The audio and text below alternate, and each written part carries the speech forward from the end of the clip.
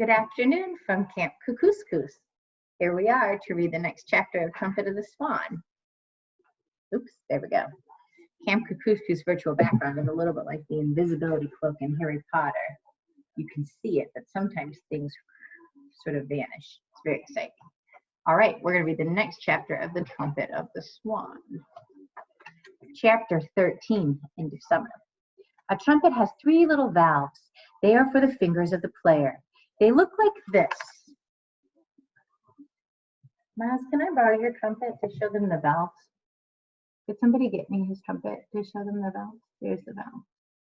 Thanks. By pushing them down in the right order, the player can produce all the notes of the musical scale. Here they are. Here are the 3 little valves.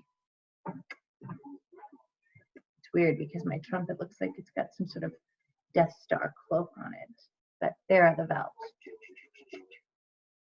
Okay. Lewis had often examined the 3 little valves on his horn, but he'd never been able to use them. He had 3 front toes on each foot, but being a water bird, he had webbed feet. The webbing prevented him from using his 3 toes independently. Luckily, the valves on a trumpet are not needed for bugle calls because bugle calls are just a combination of do, mi, and sol. And a trumpeter can play do, mi, and sol without pressing down any of the valves. If I could just work off these 3 valves with my 3 toes, he said to himself, I could play all sorts of music, not just bugle calls. I could play jazz. I could play country and western. I could play rock.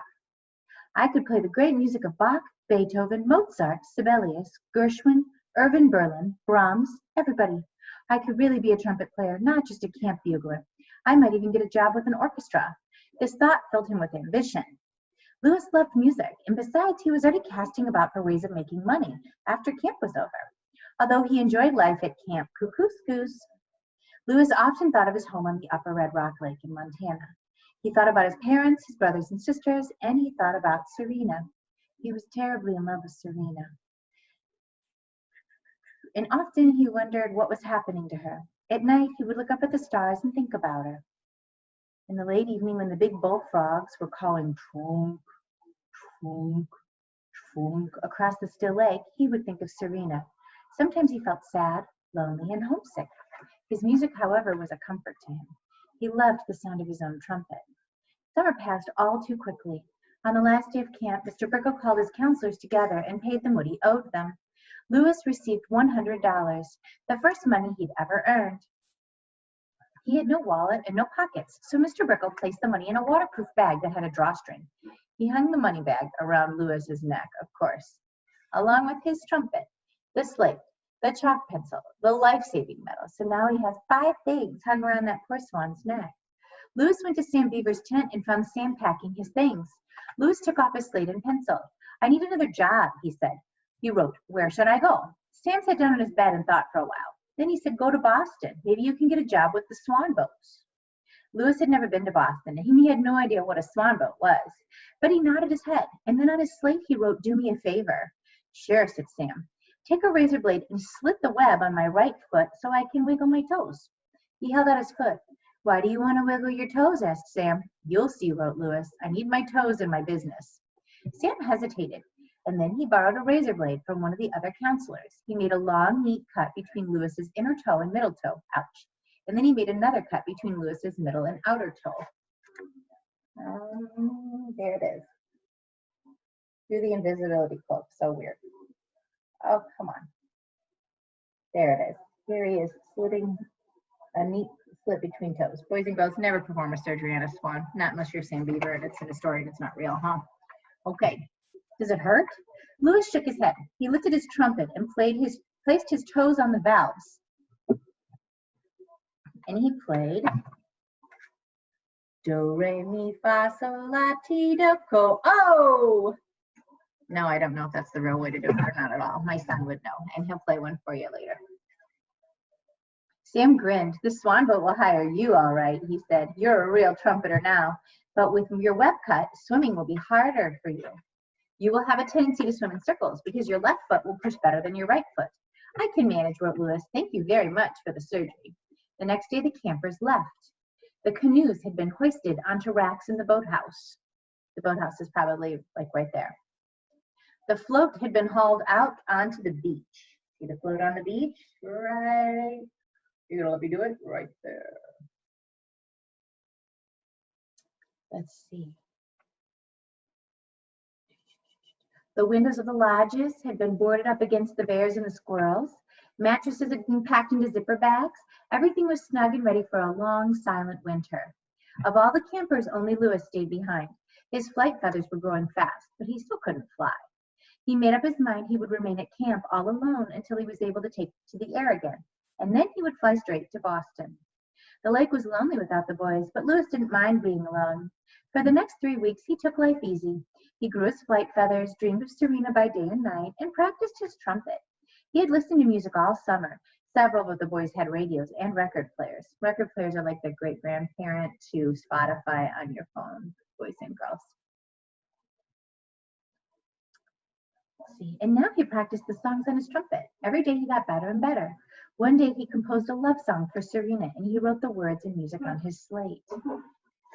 It looks like, let's see if we can get it up there. Boy, it's really not recognizing that. There it is. There, we'll have to go creepy with my eyes in front of it so it recognizes it. Oh, ever in the greening spring, by banks and bough retiring, for love shall I be sorrowing, and swans of my desiring. He was really thinking about Serena, but he left her name out of it and kept it kind of impersonal. So ever in the greening spring, boys and girls.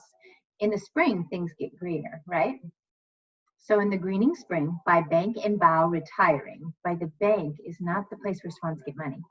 It's the edge of a lake, almost like a beach, or a river. By bank, by the edge, and the bough retiring. Bough means like a bough of a tree. It means like branches. So he's saying in the green spring, by the edge of the water and the branches, for love I shall be sorrowing. So for love he will be sorrowing. We know sorrow means sad, right? So he'll be sad with love and swans of my desiring. So if he desires a swan, we know it's Serena, right? So he's talking about Serena. So he's saying in the green spring, by the edge of the water, he's going to be feeling sad, kind of feeling sorry for himself, and thinking about the swan who he desires, Serena. Did that break that down a little bit, boys and girls? That is a little bit of an old-fashioned and challenging song to go ahead and think about. Let's see. His plumage was beautiful now, and he felt great. Plumage, by the way, is another word for feathers. On the 21st of September, he tried his wings. To his great relief, they lifted him. Louis rose into the air. The trumpet banged against the slate. The slate knocked against the money bag. The life-saving metal clinked against the chalk pencil, because that's all the 5 things. But Louis was airborne again. He climbed and headed for Boston. It was wonderful to be in the sky again. Flying is a lot harder than it was before I acquired all these possessions, thought Louis. The best way to travel really is to travel light. On the other hand, I have to have these things. I've got to have the trumpet if I'm going to win Serena for my wife. I've got to carry this money bag to hold the money I must pay my father's debts for. I've got to have the slate and pencil so I can communicate with people. And I ought to wear the medal because I really did save a life. And if I didn't wear it, people might think I was ungrateful. On and on he flew toward Boston, which is the capital of Massachusetts. It's famous for baked beans, its codfish, its tea parties, its Cabots, its Lowells, its Sultan stalls, and its swan boats. And boys and girls, it is famous for its swan boats. There's poor Louis flying toward Boston with all those things wrapped around his graceful, beautiful neck. In fact, the next time that I read the next chapter, I read to you about the swan boats, boys and girls. In the background, I will have a picture of the swan boats that I took in Boston when I was there a couple of years ago on vacation. I dragged my whole family across Boston so that we could get on the swan boats because I needed to see where Louis the Swan worked in the story. So that's it. That's the end of the chapter. Thanks so much for joining us, and please come back again tomorrow.